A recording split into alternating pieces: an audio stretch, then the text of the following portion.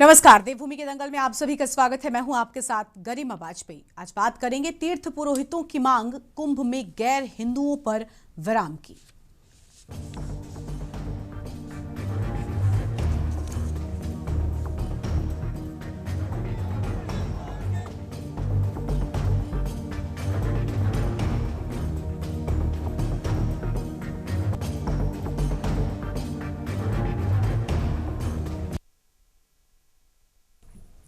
देवभूमि उत्तराखंड 2027 में होने जा रहा अर्थ कुंभ मेले से पूर्व धर्मनगरी हरिद्वार में कुंभ मेला क्षेत्र को गैर हिंदू प्रतिबंधित क्षेत्र घोषित किया जाने की मांग उठी है। हिंदूवादी नेता और श्री गंगा सभा के साथ ही अन्य कई तीर्थ पुरोहितों ने ये मांग उठाई है। हरिद्वार में सरकार से कुंभ क्षेत्र को हिंदू क्षेत्र घोषित करने की मांग की गई। जानकारों का कहना है कि अंग्रेजों के समय में भी नगर पालिका हरिद्वार में गैर हिंदुओं के हरिद्वार में ठहरने और व्यवसाय न करने को लेकर नियम था। इसलिए इस समय की मांग है कि आने वाले कुंभ से पहले सभी गंगा घाटों और धार्मिक स्थलों पर गैर हिंदुओं के प्रवेश पर रोक लगाई जाए और साथ ही भव्य और दिव्य कुंभ के साथ सुरक्षित कुंभ के लिए भी ये बहुत जरूरी है। कुंभ क्षेत्र को गैर हिंदुओं के लिए वर्जित किए जाने की तीर्थ पुरोहितों की मांग पर लोकसभा सांसद त्रिवेंद्र सिंह रावत ने सवाल खड़े किए हैं।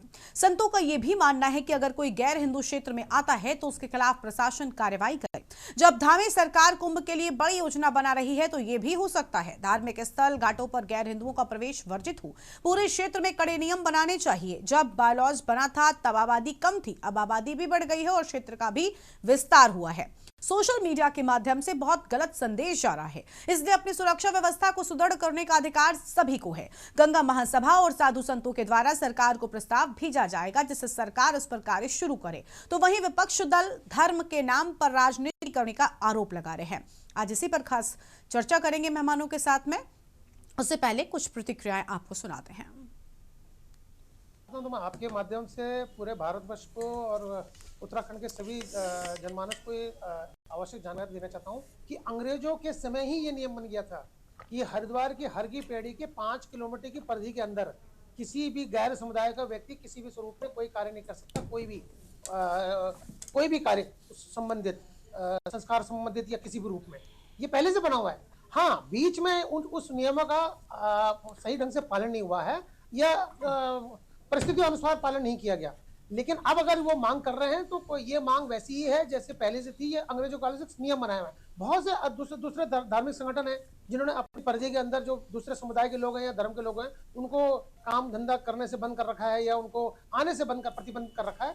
तो हो सकता है कि अगर ऐसा हो तो उसकी पवित्रता जो है हर की पेड़ी की या हरिद्वार की वो और ज्यादा बढ़ जाए। देखिए, हरिद्वार एक कुंभ क्षेत्र है और हरिद्वार कुंभ क्षेत्र में गैर हिंदुओं का प्रवेश वर्जित होना चाहिए। इसकी मांग हम सब लोगों ने प्रयागराज में भी की थी और 4 स्थानों पर कुंभ भरता है, उन स्थानों पर भी लगातार ये मांग होती रही है। हरिद्वार में भी शासन प्रशासन को जो कुंभ क्षेत्र है उस कुंभ क्षेत्र में गैर हिंदुओं का प्रवेश वर्जित होना चाहिए। किसी प्रकार का कोई ठेकेदारी या कोई अन्य कुंभ के काम उनको नहीं मिलने चाहिए, क्योंकि वो एक प्रकार से विरोध करते हैं सनातन धर्म का, लेकिन जब व्यवसाय की बात आती है तो व्यवसाय छीनने का काम करते हैं। ये बहुत बड़ा प्रश्न है ये, और ये कौन तय करेगा इस देश में कि कौन कहाँ जा सकता है और कौन कहाँ आ सकता है। ये देश संविधान से चलता है और संविधान सबको ये अधिकार देता है कि इस देश के हर नागरिक को ये अधिकार है कि वो इस देश में कहीं भी जा सकता है, कहीं भी व्यवसाय कर सकता है, कहीं भी रह सकता है। तो ये आज आप देखिए प्रदेश में जो ज्वलंत मुद्दे आज हैं सबके समक्ष, उन मुद्दों से ध्यान भटकाने के लिए ये एक साजिश है भारतीय जनता पार्टी की कि नॉन हिंदूज को यहाँ प्रवेश नहीं करने देंगे। वहां कैसे करेंगे आप बताइए, कैसे करेंगे? सिर्फ महज ध्यान भटकाने के लिए इस तरीके की ओछी राजनीति मुझे लगता है उचित नहीं है।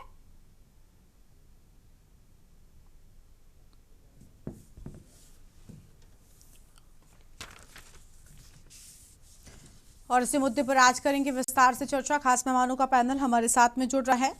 आशीष सैनी, प्रदेश प्रवक्ता कांग्रेस पार्टी की ओर से, दीपक रावत, केंद्रीय प्रवक्ता उत्तराखंड क्रांति दल की ओर से, उज्जवल पंडित हमारे साथ में गंगा महासभा की ओर से, और अरुण शर्मा जी वरिष्ठ पत्रकार हमारे साथ में हैं। आगे बीजेपी की भी प्रवक्ता हमारे साथ में जुड़ेंगी। सभी मौजूद मेहमानों का बहुत बहुत स्वागत। आज की हमारी चर्चा में शुरुआत कांग्रेस पार्टी के साथ में कर सकते हैं। आशीष सैनी जी, धर्मनगरी में किसके अधिकार सर्वोपरि हों और आखिर ये आस्था के नाम पर राजनीति क्यों छेड़ दी गई है? देखिए, आस्था के नाम पर मेरी अपनी समझ में कोई राजनीति नहीं चल रही है। 1916 में मदन मोहन मालवीय जी ने जब गंगा सभा की स्थापना की, तब कुछ व्यवस्थाओं को शामिल किया जिसमें नगर पालिका एक्ट हरिद्वार का, उसमें बिल्कुल साफ शब्दों में था कि पंचपुरी क्षेत्र जो सप्तऋषि, कनखल और हर की पैड़ी, मायापुरी जो क्षेत्र है, इस क्षेत्र में कोई भी गैर हिंदू व्यक्ति यानी जो हिंदू धर्म से संबंधित नहीं है, इस क्षेत्र में रात्रि प्रवास और स्थायी निवास नहीं करेगा। तो ये उस समय एक व्यवस्था थी कि हर की पैड़ी एक पुराना धार्मिक स्थान है। जब उसकी व्यवस्था बनाने की बारी आई तो मदन मोहन मालवीय जी के समय में तय हुआ। ये एक सामान्य व्यवस्था थी। इससे देश के किसी व्यक्ति को, ना तो हिंदू को, ना मुसलमान को, ना तो कोई आपत्ति थी, ना इसमें हम कोई नई बात जोड़ना चाह रहे थे। कांग्रेस पार्टी के समय में भी ये सब व्यवस्थाएं चलती रही, कोई किसी को कोई कष्ट नहीं हुआ। आज भी व्यवस्थाएं अभी पिछले 3 दिन पहले तक बिल्कुल ठीक चलती आ रही थी, किसी को कोई दिक्कत नहीं थी। हिंद देश में अनेक धर्म है, प्रत्येक धर्म का पालन करें, आप व्यक्ति धर्म का पालन करें और यदि उसके किसी दूसरे धर्म में कोई चीज अच्छी लगती है तो वहां जा सकता है। मुझे कोई चीज चर्च में अच्छी लगेगी तो मैं चर्च में चला जाऊंगा, मुझे मदरसे में या कहीं और दरगाह पे अच्छी लगेगी मैं वहां चला जाऊंगा, मुझे गुरुद्वारा अच्छा लगेगा तो थोड़ी देर वहां भी घूमाऊंगा, जैन समाज का कोई तीर्थ स्थल होगा तो वहां भी घूमूंगा। हिंदू धर्म में भी अनेक पंथ संप्रदाय हैं, मुझे कोई विशेष सत्संग अच्छा लगेगा वहां भी चक्कर काट लूंगा, कोई भंडारे में जाना हो तो वहां भी चला जाऊंगा। यानी मेरी धार्मिक स्वतंत्रता मेरे संविधान से मुझे मिलती है। तो इस मांग को लेकर आप क्या कह रहे हैं? ये जो मांग उठाई गई है कि भाई कुंभ में गैर हिंदू, इसी मांग पर आ रहा हूँ। ये जो मांग उठाने का कारण है, यह केवल भारत के लोगों के धन से जो घाट बनाए गए हैं जगह जगह पर, और अधिक घाट जो अधिक आने वाले लोगों की भीड़ को नियंत्रित करने के लिए और अलग अलग व्यवस्थाओं के लिए बनाए गए हैं, इन घाट पर कैसे कब्जा हो, किसका कब्जा होना चाहिए, तो इस घाट पर कब्जे करने की नीयत से ये अलग अलग घाट बनाए जा रहे हैं। आज हर की पैड़ी पर गंगा सभा के तीर्थ पुरोहित जो निर्धारित है, लगभग 2600 से अधिक परिवार है, उज्जवल पंडित जी हमारे पैनल में वो बता सकते हैं सही ढंग से, तो वो परिवार वहां की सब वंश परंपराएं और सब चीजें चला रहे हैं। आज और अधिक घाटों पर कैसे अधिक कब्जा बढ़ाया जाए, भारतीय जनता पार्टी के जो बेरोजगार घूम रहे हैं उन्हें कैसे रोजगार दिया जाए, तो उसके लिए केवल एक ऐसी योजना जिसका कोई लॉजिक नहीं है। सब लोग अपने अपने धर्म स्थलों पर जाते हैं, दूसरे धर्म स्थलों पर कोई नहीं जा रहा, और अगर कोई लोग हमारे जैसे लोग हैं जो कहीं भी जा सकते हैं तो हम कहीं भी जा रहे हैं। तो इसमें इसके लिए अलग से कानून बनाने की या अलग से कोई नौटंकी दिखाने की भारतीय जनता पार्टी की सरकार को कोई जरूरत है नहीं। मुझे नहीं लगता कि तीर्थ पुरोहित संघ की मांग कर रहे हैं। अभी इन्होंने वन क्षेत्र की भूमि खाली कराई, वन क्षेत्र की भूमि पर जो बहुत सारे और अधिक अवैध कब्जे हैं उन पर तो धामी जी का ध्यान जा नहीं रहा है, और वो चाह रहे हैं कि ये बात ध्यान जाए भी ना।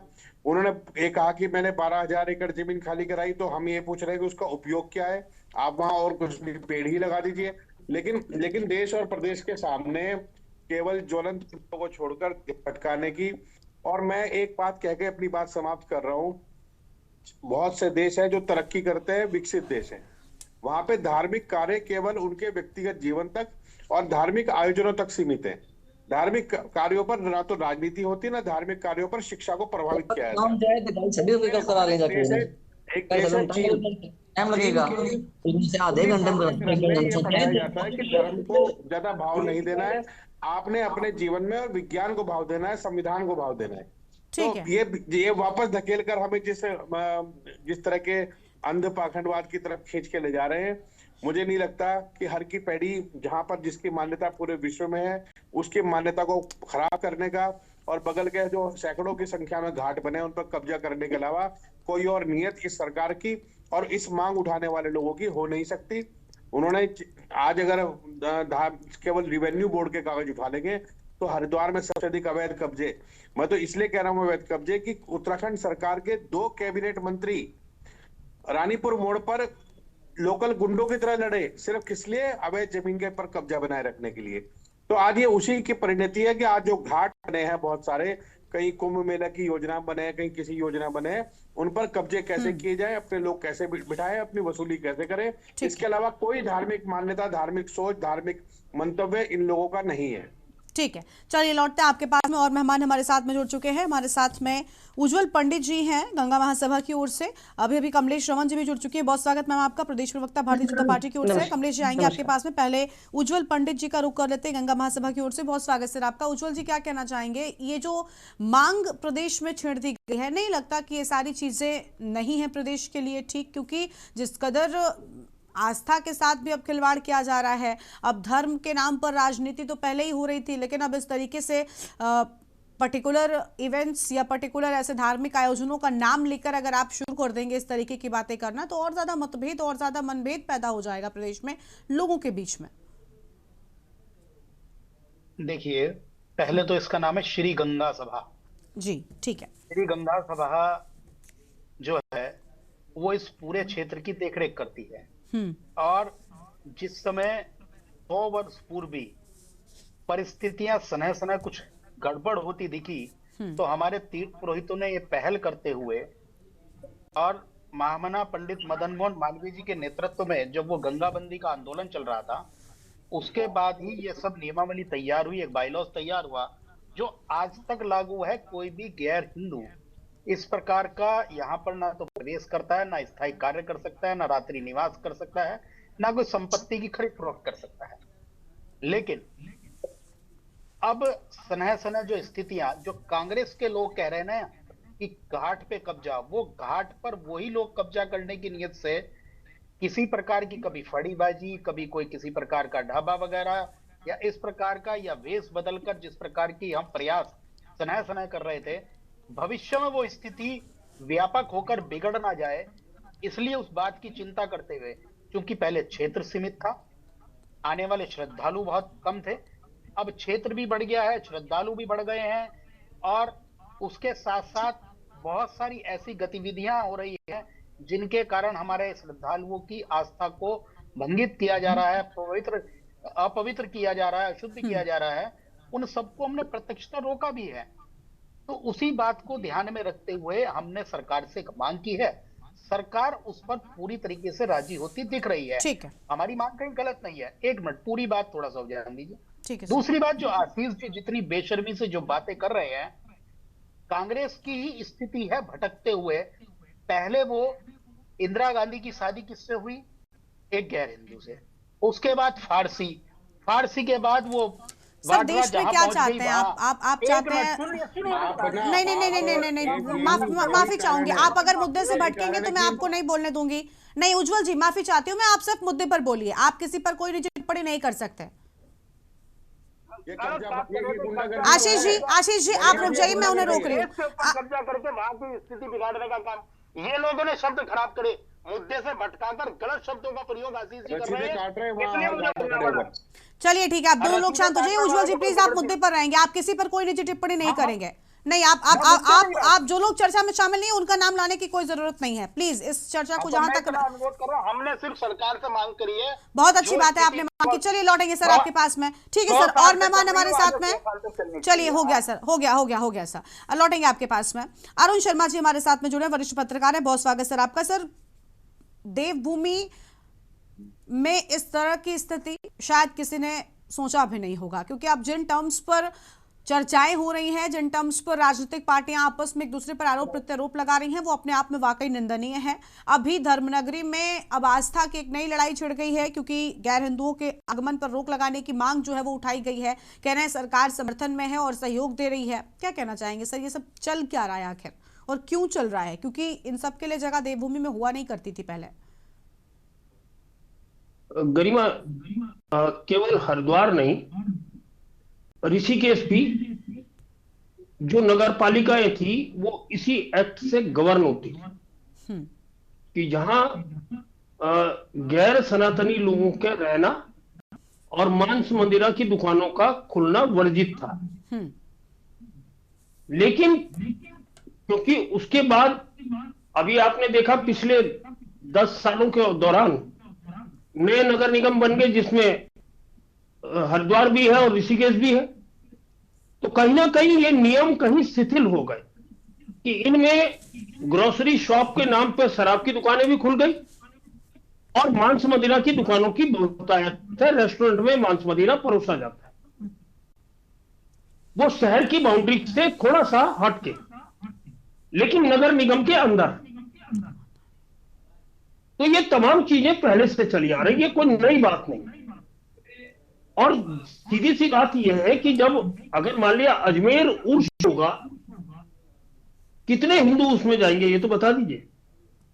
लेकिन एक चिंता है, क्योंकि कुंभ में केवल सनातन धर्मी ही नहीं, विदेशों से भी बहुत सारे लोग स्नान करने और उस अलौकिक दिव्य स्वरूप को देखने आते हैं।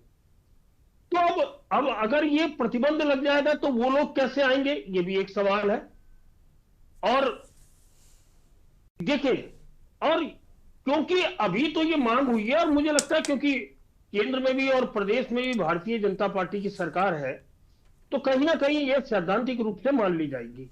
लेकिन आप गैर सनातनियों को रोकेंगे कैसे, उसके लिए कौन सा मैकेनिज्म आप अप्लाई करेंगे, ये एक समझ से परे की बात है।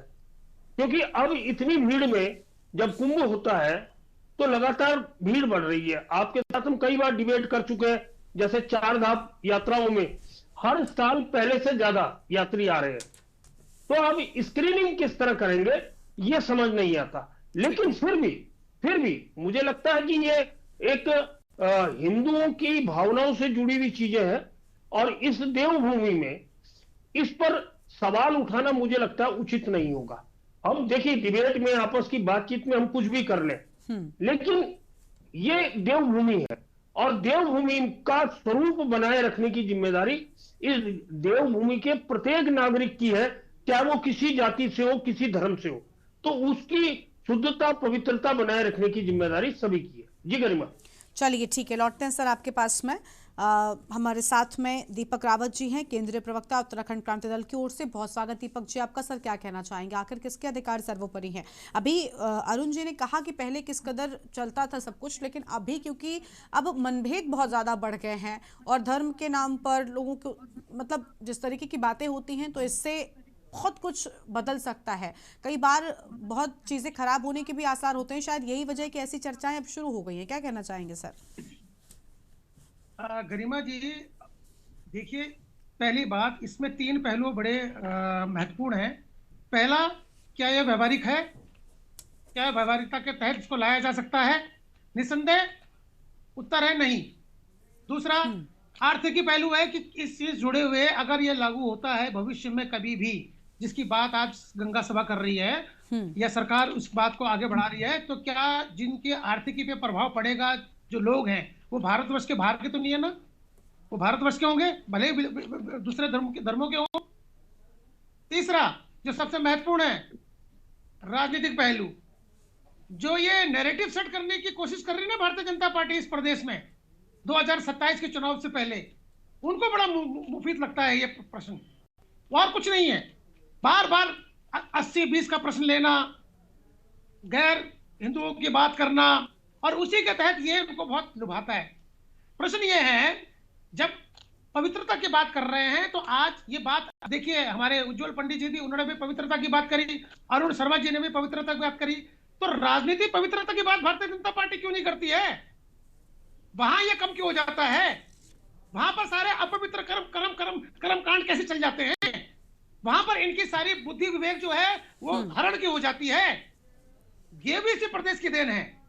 वहां पर ये सारी चीजें लागू क्यों नहीं होती हैं? क्योंकि वो इनके राजनीतिक मंसूबों को पूरा नहीं करते हैं। गरिमा जी, हम कह रहे हैं आप इसे लागू करिए, आपको अगर लागू करना है करिए, व्यवहारिकता में लाके दिखाइए। सिर्फ राजनीतिक लाभ के लिए आपने ये सुगुफा छेड़ दिया है और 2027 तक चलता रहेगा। मैं आपके माध्यम से पूछना चाहता हूं, क्या प्रदेश में 6 महीने पहले पुरानी सरकार है भारतीय जनता पार्टी की 10 साल से चल रही है, 10 साल से आपने ये काम क्यों नहीं करा? कुंभ जब सामने खड़ा हो रखा है, मुंह में 2027 में कुंभ है, तब आप चर्चा को ला रहे हो। आप सिर्फ चर्चाओं में बना रहना चाहते हो, समाज के विभिन्न वर्गों के बीच में वैमनस्य पैदा करना चाहते हो। सिर्फ अपनी राजनीतिक रोटी सेकने के लिए। यदि आप इतने ही कृतज्ञ थे इस बात को लेकर, तो आपने 2014 में आपके केंद्र में सरकार आई थी, आप तब ले आते। आप प्रदेश में जब 10 साल आपको होने वाले हैं, आप तब ले आते। आप मुख्यमंत्री बदलते रहे, लेकिन आपने ये नियम तो नहीं बदला, इस नियम को तो नहीं लाए आप। लेकिन अब क्योंकि आपको राजनीतिक रोटियां सेकनी है 2027 की, गरिमा जी, तो इस विचार के साथ श्री गंगा सभा ने जो अच्छा विचार रखा, उस विचार को आपने ग्रहण करके इसको आगे बढ़ा दिया। पहले ही मैंने कहा है गरिमा जी, ये सिर्फ एक राजनीतिक पहलू है और कुछ नहीं, क्योंकि जो प्रश्न है व्यावहारिकता में लाना बहुत मुश्किल है। इस चीज को ग्राउंड में लाएंगे, यदि लाते हैं, हम भी यहाँ बैठे, हम तो स्वागत करेंगे। मैंने अपने डिबेट में पहले बोला कि हम तो स्वागत करते हैं यदि सरकार इसको लागू करती है, लेकिन सरकार की मंशा इसे लागू करने की नहीं है, सिर्फ चर्चाएं करने की है, फेमिनिस्ट पैदा करने की है, ताकि तर्क वितर्क चलते रहे और इन्हें अपनी राजनीतिक रोटी सेकते रहे। यानी यदि इतना है तो आप नियम लेके आइए ना, कौन मना कर रहा है? खाली चर्चाओं को भी छोड़ देना। दूसरी बात, निश्चित रूप से 105 घाटों जो बने हैं नए घाट, उनपे ये अपना प्रभुत्व चाहते हैं, उनमें अवैध कब्जे जो रखे हैं, उसकी बात तो आज तक कभी कोई करता ही नहीं है, जिसकी बात आशीष नहीं कर रहे थे। हम कह रहे हैं आप अवैध कब्जा करिए, कुछ भी करिए, किसी भी धर्म विशेष के हैं, चाहे वो हिंदू हो, कोई और गैर मुस्लिम हो, किसी भी धर्म के हो, विषय ये नहीं है। यदि कोई गलत कर रहा है, कोई राजनीतिक दल का हो, चाहे वो किसी भी राजनीतिक दल का हो, अवैध रूप से यदि वो घाटों में कब्जा कर रहा है, तो वो कानूनन अपराध कर रहा है। ठीक है, ये कहकर कि वो सिर्फ किसी एक विशेष धर्म से आता है, उसको हम छोड़ नहीं सकते। समझ गया, ठीक है। आपकी नीति और नियति आपकी सही होनी चाहिए, तो निश्चित। चलिए ठीक है, लौटते हैं और मेहमानों को भी हम चर्चा में जोड़ते चलेंगे, लेकिन उससे पहले देवभूमि के दंगल में एक छोटे से ब्रेक के लिए आप रुक रहे, कहीं मुझे जाएगा, फौरन हाजिर होंगे।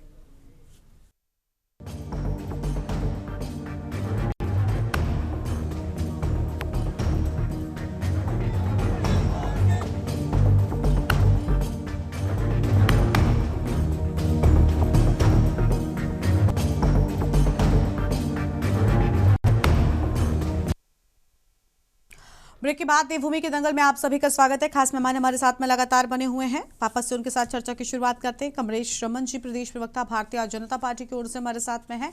बहुत स्वागत कमलेश जी। कमलेश जी, कुंभ के नाम पर राजनीति क्यों शुरू कर दी गई? कुंभ से पहले इस तरीके की चर्चा का क्या मतलब है? और अभी उज्जवल जी का कहना है कि भाई हमने ये मांग उठाई और सरकार हमारे साथ है। गरिमा जी, सूत न कपास और लट्ठम लट्ठा। देखिए, अभी तो श्री गंगा जो हमारी सभा है, उन्होंने अपने विचार रखे हैं, उन्होंने अपनी बात कही है, लेकिन उससे पहले ही आपने देखा होगा कि किस तरीके से राजनीति शुरू हो गई, किस तरीके से जो है एक निर्णय भी ले लिया कि शायद सरकार यही कर रही है। अरे भाई, थोड़ा सा सब्र करना चाहिए, मुझे लगता है। लेकिन वो तो खुद गंगा, वो खुद श्री गंगा सभा की ओर से भी कहा जा रहा है। अभी श्री गंगा सभा ने एक अपने विचार रखे हैं, एक अपनी प्रार्थना दी है। अब उस पर क्या विचार होता है, क्या नहीं विचार होता, ये कैसे निर्णय ले सकते हैं इस बात को कि यही विचार होने वाला है या दूसरा विचार होने वाला है। अब दूसरी बात आइए कि हमारा धर्म क्या कहता है। हमारा धर्म ये कहता है, हम सब धर्म जितने भी हैं, हमारे हिंदू हो, मुस्लिम हो, सिख हो, पारसी हो, ईसाई हो, कोई भी हो, हम सब धर्मों का सम्मान करते हैं, किसी का अपमान नहीं करते हैं। हम सब अपने अपने धर्म के हिसाब से चलते हैं, हम अपने अपने कार्य को पूर्ण करने का काम करते हैं। अब मुझे एक बात बताइए गरिमा जी, आज अगर हम कलियर में जाते हैं, रुड़की के अंदर जो हमारा कलियर है, इनका पिरान कलियर है, वहां पर कितनी दुकानें हिंदुओं की, जरा ये भी बता दीजिए। कितना बिजनेस वहां पर हिंदू करते होंगे, जरा ये भी बता देंगे ये लोग। जहां जहां पर मस्जिदें बनी हैं, आप देख लीजिएगा, टोटल देखिएगा गरिमा जी, जहां पर मस्जिदें हैं या जहां पर हमारे माइनॉरिटी के जो है बनी है मस्जिदें या जो भी उनके स्थान बने हैं, वहां पर कितनी दुकानें हिंदुओं को मिलती है। बात दुकानों की नहीं है, बात वहां पर हमारे स्थल पर आने और जाने की भी नहीं है। बात सिर्फ इतनी सी है जो श्री गंगा सभा ने कही है कि जो लोग गलत धारणा लेकर के या गलत तरीके से या गलत विचारों को लेकर के या एक जो होते हैं ना लोग गलत प्रवृत्ति वाले, उनको रोकने को लेकर के उन्होंने एक प्रार्थना करी है कि क्या ऐसे लोगों को हम यहाँ आने दे सकते हैं या नहीं। तो अभी इसमें विचार होगा, किसी को ये मना थोड़ी हो रहा है कि ये थोड़ी कहा जा रहा है कि आप जो है हरिद्वार से बाहर चले जाओ। अब उनको ये थोड़ी कहा जा रहा है कि आप यहाँ से प्रदेश को छोड़ के चले जाओ।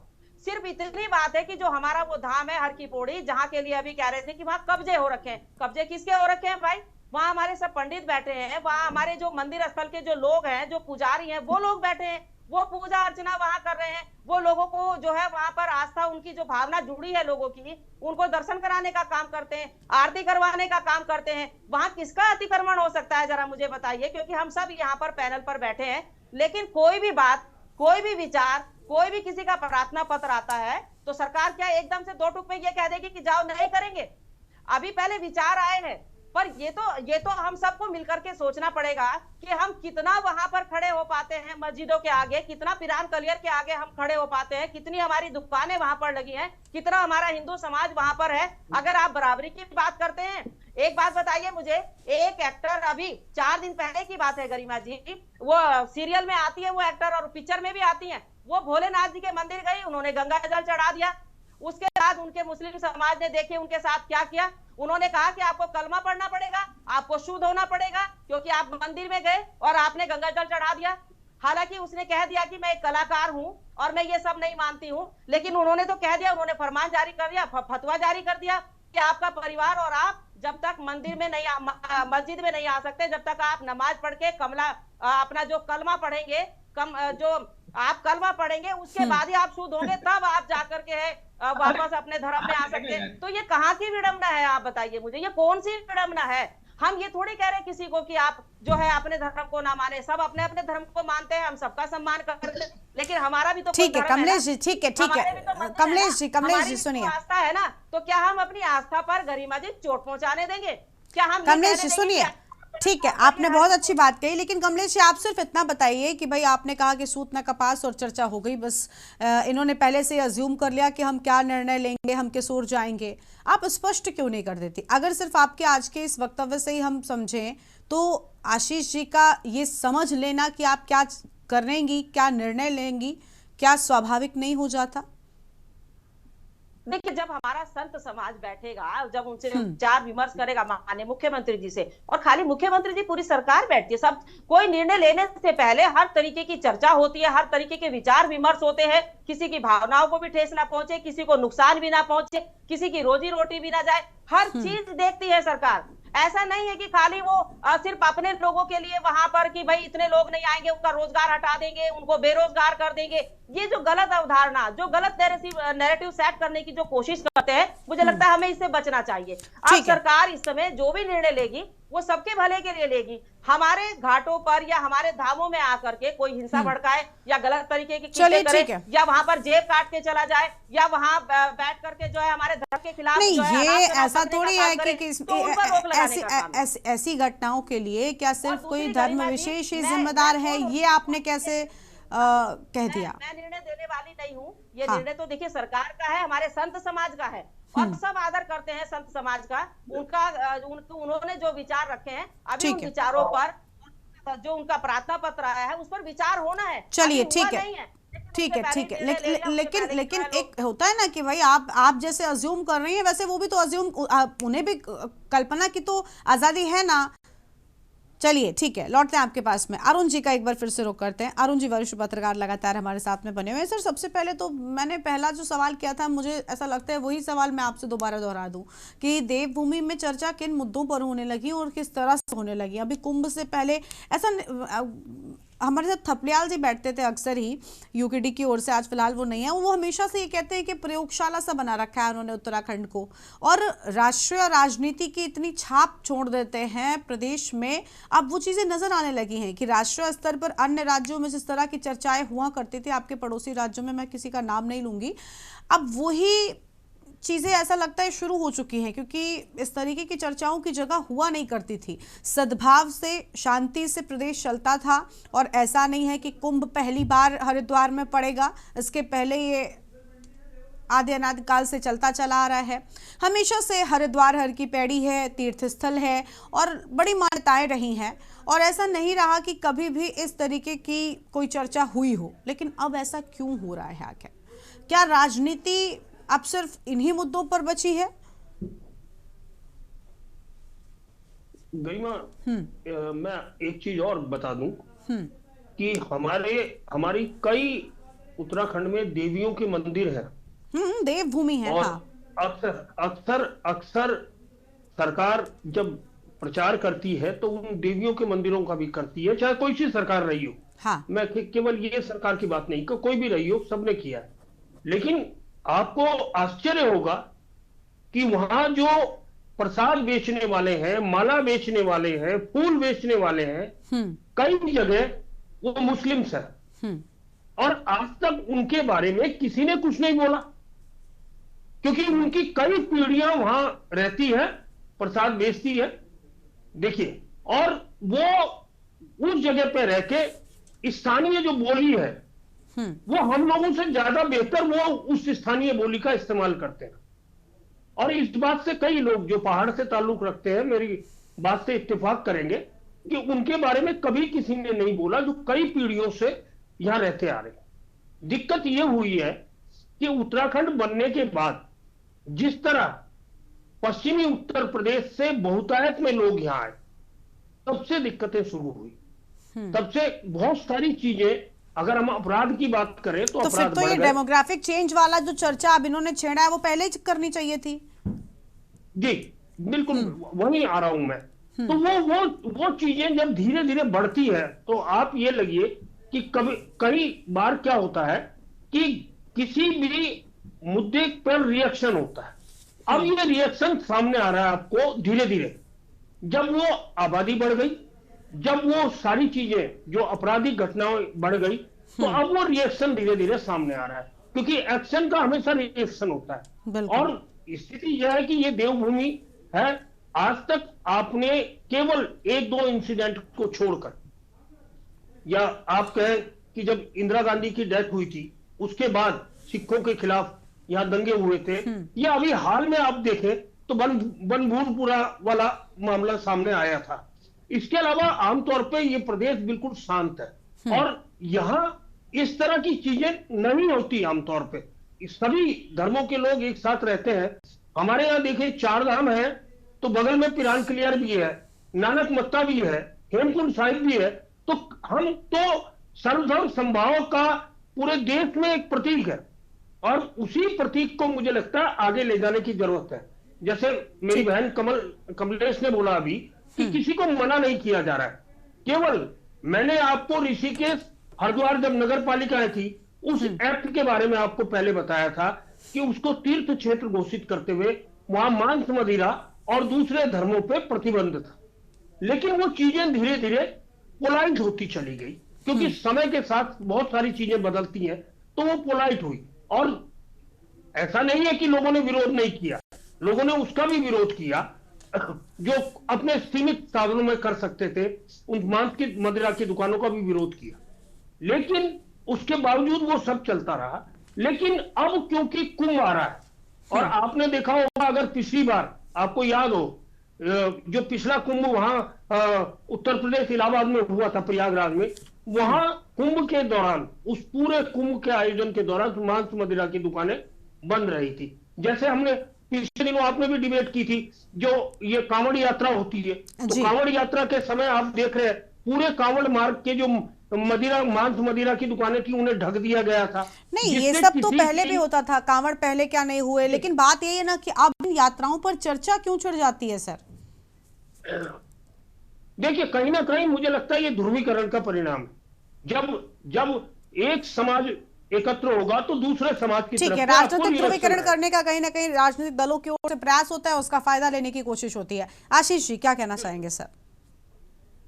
देखिए, थोड़ा सा हम डिबेट को मैं 2-3 बिंदुओं के साथ और जोड़ना चाहूंगा। बिल्कुल। जैसे अभी उज्जवल पंडित ने कहा कि वो इस बात का विरोध करते हैं कि किसी भी घाट पर किसी तरह का अवैध कब्जा दुकान के नाम पर, फड़ के नाम पर ना हो। हरिद्वार नगर निगम में और सभी नगर निगमों में एक कानून है, उसे बोलते हैं स्ट्रीट वेंडिंग एक्ट। आप जिनका रजिस्ट्रेशन करेंगे वही उस वेंडिंग जोन में, जिसको आप निर्धारित करेंगे उसी में रहेंगे। तो ये काम तो नगर निगम का है। हरिद्वार नगर निगम के मेयर को ये करना चाहिए कि हरिद्वार के जितने घाट है उस पर कोई वेंडर वहां पर नहीं रहेगा। वेंडर घाट से दूर जो जगह नगर निगम जगह स्थायी करेगा वहीं पर अपना प्रसाद से लेकर अपने वो सामान बेचने काम करे।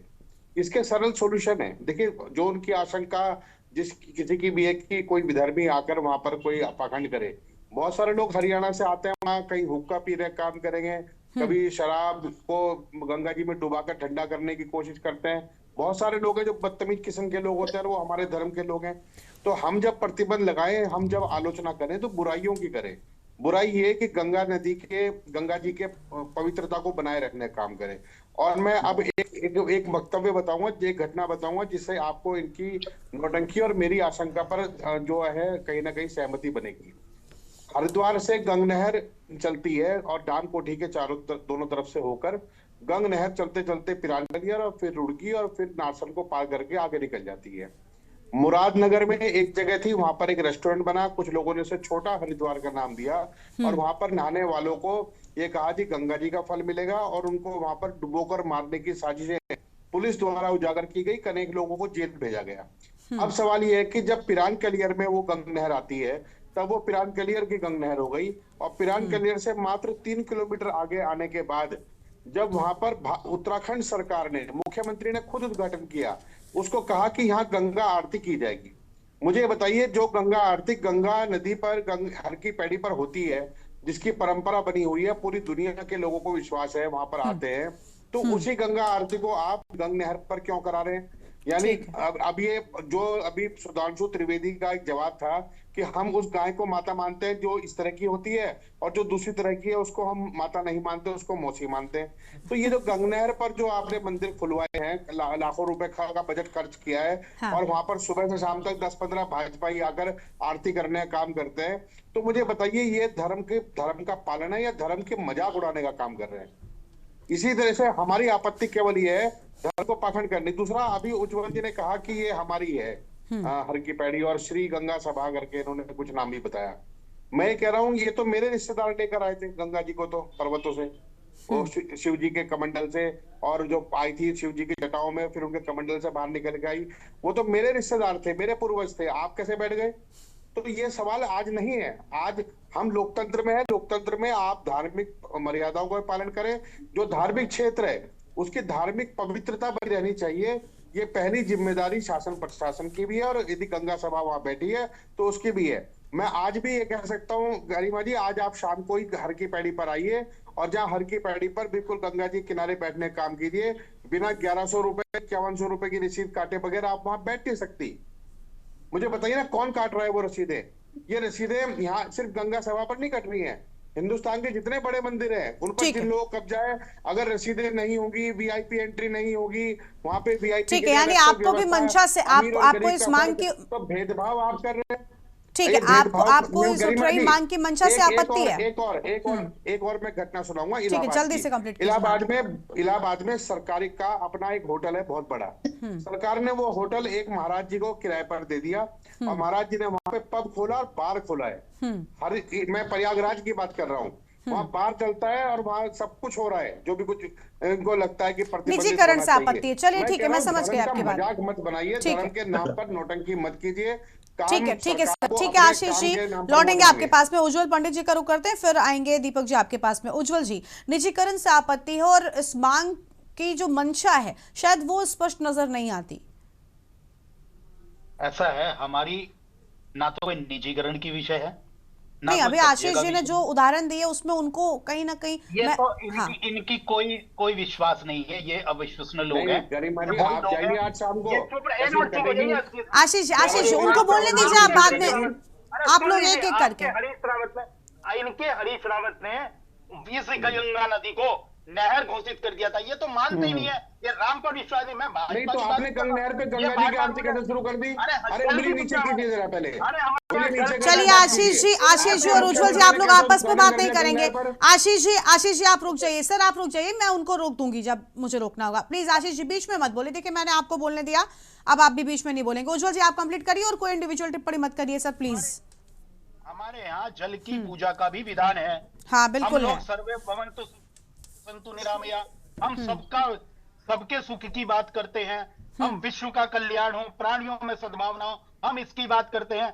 और जिस प्रकार बार बार इसका राजनीतिकरण कर रहे हैं, हम राजनीतिक बात ही नहीं कर रहे, हम इतना कह रहे हैं। अच्छा तो उज्जवल जी फिर क्या जरूरत है गैर हिंदुओं के आगमन पर आपत्ति क्यों हो गई आपको? क्या चीज? गैर हिंदुओं के आगमन पर आपत्ति के क्या कारण है भला? मैं जानना चाहती हूँ कि आखिर किन कारणों के चलते आप कदम उठाने की बात कर रहे हैं? क्योंकि हमने ऐसे लोगों को पकड़ा है जो हमारा वेश बनाकर, जो लोग भगवा कपड़े पहनकर वहां थूक जिहाद में लिप्त हैं, लैंड जिहाद में लिप्त हैं, जो लोग लगातार नकल जिहाद भी करते हैं, जो व्यवस्था। आशीष जी प्लीज आप रुक जाइए, गलत बात है। आशीष जी बिल्कुल गलत बात है, बीच में मत बोलिए। उज्जवल जी आप कंप्लीट करें। जो 100 साल से व्यवस्था चली आ रही है वो आगे तक भी चलती रही है। क्षेत्र बढ़ा है तो क्षेत्र को बढ़ा दीजिए, श्रद्धालु बढ़े हैं तो श्रद्धालु की व्यवस्था की बात करिए, उनको सुरक्षित यात्रा की बात करिए। हम इस राजनीतिक विषय में नहीं। आशीष जी बार बार, अरे भैया मैं भाजपा का प्रवक्ता नहीं हूं, मैं भाजपा का सदस्य नहीं हूं, भाजपा की बात, आप केवल हमारी बात धर्म की बात करिए। जिस बात को हम कर रहे हैं, हमें श्रद्धालुओं की चर्चा है, तीर्थ की चिंता है, तीर्थ पर आने वाले हर श्रद्धालु का स्नान पूजा पाठ सुगमता से संपन्न हो उसकी चिंता है। वो लोग हमने पकड़े हैं इस प्रकार से जो लगातार वेश बदलकर धर्म बदलने का प्रयास करके। और सुनिए, हमारे जिन घाटों की बात आप कर रहे हैं, एक सिंगल वन घाट, और आप बहुत सारी बातें ऐसी भी कह रहे हैं जो कि अनप्रूफ है। आप बताइए कौन सी पर्ची आप, हम लगातार आरती से पहले रोज, आज ही आप आ जाइए, अभी आरती में समय है, अनाउंसमेंट हो रहा है, बिठाने का पूजा का कोई चार्ज नहीं है। अगर किसी ब्राह्मण को पूजा के माध्यम से या व्यवस्था के माध्यम से आप अगर कोई कटा रहे हैं तो उसका भी आपको पैन नंबर देना पड़ेगा। हम ऐसी अर्जी फर्जी रसीदें नहीं काट रहे, आप किसी भी चलते हुए से कटवा देंगे, उसको गंगा सभा का वॉलंटियर कहेंगे। वहां का बाकायदा आपको आधार कार्ड का नंबर देना पड़ेगा, पैन कार्ड का नंबर देना पड़ेगा, अगर आप 10 रुपए भी देंगे। हम ऐसा फर्जीवाड़ा, आप बार बार एक ही बात कर रहे हैं, आप गलत मंशा से गलत प्रकार से बात कर रहे हैं, इसलिए मुझे बोलना पड़ रहा है, क्योंकि आपकी आस्था गंगा में नहीं है। हरीश रावत जी बार बार पश्चाताप करने आते हैं इसी वजह से कि उन्होंने इस गंगा को नहर घोषित कर दिया था। इसलिए मैं कहता हूं थोड़ा सा इस बात को समझिए, हम यात्रियों की सुरक्षित यात्रा की बात कर रहे हैं और सिर्फ इतनी मांगे जो नियम 100 साल से ठीक तरीके से चल रहे हैं, ठीक है, थोड़ा सा उसमें गड़बड़ हो रही है, वो आगे तक चलते रहेंगे। हमारी इसमें कोई राजनीति, कोई गैर हिंदू ऐसी बात ही नहीं है। यात्रियों की सुरक्षा, सुरक्षित स्नान, सुरक्षित यात्रा, सुरक्षित कुंभ, ठीक है, चलिए ठीक है, लौटते हैं आपके पास में। दीपक जी का रुख, आशीष जी मैं आऊंगी इसके बाद, प्लीज दीपक जी को सुनते हैं, फिर इसके बाद वापस से आपके पास में आ जाएंगे। दीपक जी, क्या अब तक सुरक्षित नहीं थी यात्राएं? मेरे मन में एक सवाल ये भी है, क्योंकि हम सब भी जाते रहे हैं, हरिद्वार हम सब पहुंचे हैं, मुझे कभी इस तरीके की कोई चीज नजर आई ही नहीं। कई बार तो मैं खुद, अब अगर व्यक्तिगत अनुभवों की बात करूं तो जिन चीजों को लेकर चर्चा हुई, कांवड़ यात्रा पर हमने कितनी चर्चाएं की, कितना विवाद जुड़ गया उस यात्रा के नाम के साथ में। मतलब कांवड़ यात्रा पर चर्चाएं होती थी लेकिन वो विवादित चीजों से जुड़ी हुई होती थी, तो ये अपने आप में एक शर्म की बात है। और बड़ी बात है कि कभी मैंने निजी अनुभव में ये चीजें देखी ही नहीं, बहुत कम ऐसे मामले होते हैं। फिर आखिर क्यों इन्हें ये रंग देने की कोशिश होती है? क्या सिर्फ राजनीतिक ध्रुवीकरण ही है जो इतना प्रभावी हो गया है इन सभी चीजों पर? गरिमा जी, एक तो हिंदुओं को खतरा जब अंग्रेज थे तब नहीं था, जब मुस्लिम थे तब नहीं था, लेकिन हाँ। 2014 के बाद, 2014 के बाद है, बहुत ज्यादा खतरा हो गया। इससे मैं भी सहमत हूँ, इससे मैं भी सहमत हूँ, कभी महसूस ही नहीं हुआ। उन्होंने 200 साल तक शासन करा, पता नहीं कैसे हिंदू जीवित रह गए यहाँ पर। हमारे पूर्वज अंग्रेज पता नहीं सालों साल शासन करके चले गए, कैसे जीवित रह गए हमारे पूर्वज, वरना हम तो धर्म परिवर्तन कर चुके होते या लगा के मर चुके होते। अब खतरा जो है वो 2014 से स्टार्ट हो रहा है। अब आप देखिए 2014 इतना खतरा हो गया है कि जितनी भी यात्राएं हैं, जितने भी यात्राएं हो, धार्मिक यात्राएं हो, धार्मिक अनुष्ठान हो, धार्मिक प्रतिष्ठान हो, सब में खतरा हो रहा है कि जी गैर हिंदुओं को रोक लो। अब जब गैर हिंदुओं की परिभाषा देखो तो घूम फिर के मुस्लिम में आ जा रहे हैं। अरे उसमें और धर्म आ गए भाई। अपराधी की कोई जाति नहीं होती है, अपराधी का कोई धर्म नहीं होता है। ये भारतीय जनता पार्टी के प्रवक्ता हो, सभी को समझ में आना चाहिए। अपराधी अपराधी होता है, वो किसी भी धर्म का हो सकता है, किसी भी हो सकता है, किसी भी समुदाय का हो सकता है। लेकिन ये बात भारतीय जनता पार्टी हो या उनके जितने नेता, उनको समझ में नहीं आती बात। हमारा सिर्फ इतना कहना है, अरुण जी ने बहुत स्पष्ट करा, हजारों सालों से यह यात्रा चली आ रही है। अंग्रेज भी रहे, मुस्लिम भी रहे, उनके सारे शासक रहे, ये तब भी पवित्र उतनी थी जितनी अब पवित्र है। अब सवाल यह है कि देखिए गैर हिंदुओं का प्रवेश वर्जित, गैर हिंदुओं का प्रवेश वर्जित, इनसे पूछिए ना, अभी उत्तर प्रदेश में इतना बड़ा कुंभ हुआ, वहां क्यों नहीं लागू करा इन्होंने? वहां तो ये रिकॉर्ड बना के हुए थे, इतने सारे लोग आ रहे हैं, विश्व के सारे धर्मों के लोग आ रहे हैं, तो वो क्या दूसरे धर्म के नहीं थे? मतलब क्योंकि आपने 2027 से पहले नैरेटिव सेट करना है। नैरेटिव सेट आपसे हो नहीं रहा इस प्रदेश में, हिंदू मुस्लिम बेचारे कर नहीं पा रहे हैं, मैदानी पहाड़ी हो रहा है, उससे वो रोका नहीं, पर हो तो रहा है, यही तो हाँ। इनको मौका नहीं मिल रहा है। गरिमा जी, मैं बार बार आपके हर चैनल में बोलता हूं, भारतीय जनता पार्टी के जितने प्रवक्ता हैं और इनके नेता हैं, ये सिर्फ यहाँ पर नैरेटिव सेट कर रहे हैं और कुछ नहीं।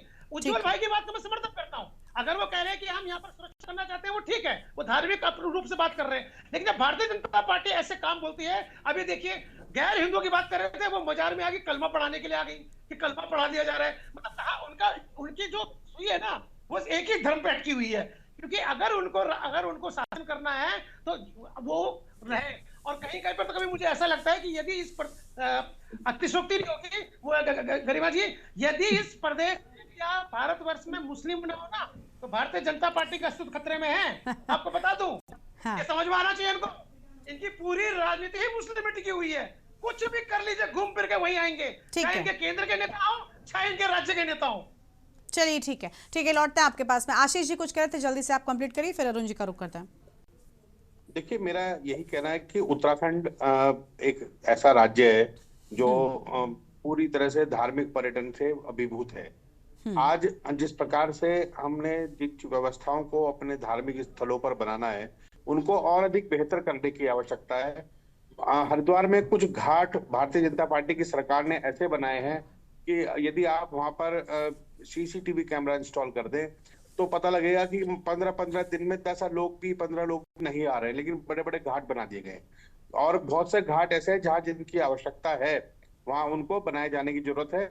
और वो घाट अनेक धार्मिक संस्थाओं को सौंपे गए हैं। वो धार्मिक संस्थाएं वहां की साफ सफाई व्यवस्था सब वहां कर रही है, बहुत अच्छे ढंग से कर रही हैं।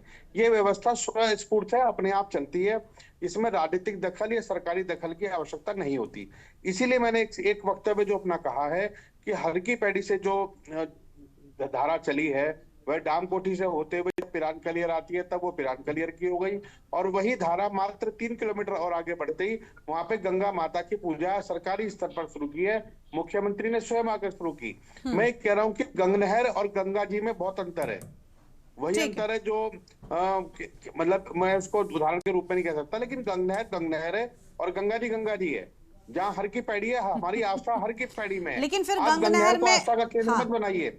अब मेरा जो आपत्ति है वो इस विषय पर थी, मात्र मैं 10 सेकंड में खत्म कर रहा हूँ कि गंगनहर पर जो घाट बने हैं वो यात्रियों के स्नान करने के लिए और व्यवस्थाओं के लिए बने हैं। वो हर की पैड़ी नहीं है। हर की पैड़ी का मतलब केवल हर की पैड़ी रहे। हर की पैड़ी के नाम पर अलग अलग जगहों पर मैं उस शब्द का इस्तेमाल नहीं करना चाहता कि दुकान खोलने की जरूरत नहीं है। हमारा धर्म हमारी आस्था से चलता है और हमारी आस्था हमारी व्यवस्था बनाने का काम करती है। दुनिया के किसी भी धर्म स्थल पर जाएंगे वहां व्यवस्था बनी मिलेगी। वहां कहाँ आपको जूते उतारने हैं, कहाँ आपको प्रसाद लेना है, कहाँ पे आपको सिर झुकाना है, कहाँ पे आपको आराम से बैठने की जगह मिलेगी। सब व्यवस्थाएं छोटे से छोटे मंदिर से लेकर बड़े बड़े। चलिए सर, ठीक है सर, लौटते हैं आपके पास में। जल्दी से आखिरी रिएक्शन अरुण जी, क्या लग रहा है ऐसी चर्चाओं पर लगाम कब लगेगी, कब आखिर? वैसे इसमें तो कोई दो राय नहीं है, एक बात अभी निकल कर आई कि भाई हिंदू मुस्लिम के बिना भारत की राजनीति में कुछ है ही नहीं, स्पाइसलेस, समझ लीजिए दाल में नमक ना होना। भाजपा की राजनीति में, हाँ नहीं भारत की राजनीति में। और वो उसमें आपका भी नाम उतनी ही गहमा गहमी के साथ में उसमें आप भी शामिल हैं। आशीष जी, मैं उसमें सभी बड़े दलों में आप हैं। अरुण जी क्या कहेंगे सर?